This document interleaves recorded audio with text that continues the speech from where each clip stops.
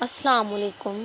وہ پاگل لڑکی خدا سے بات کر رہی تھی، دل پہ ندامت کا بوجھ لیے ہاتھ اٹھائے التجا کر رہی تھی، ہر عذاب سے نجات مانگ رہی تھی، بھیگی آنکھوں کانپتے ہونٹوں سے حال دل بیان کر رہی تھی، تڑپ کی شدت بتا رہی تھی، درد کہاں ہو رہا ہے۔ وہ پاگل لڑکی بس سہارا مانگ رہی تھی۔ تو مجھے سن رہا ہے نا؟ تو میری سنتا ہے نا؟ بس یہی بولے جا رہی تھی۔ اللہ اللہ اس کے سوا کوئی لائق عبادت نہیں، وہ ہمیشہ زندہ رہنے والا ہے، سارے عالم کو اپنی تدبیر سے قائم رکھنے والا ہے۔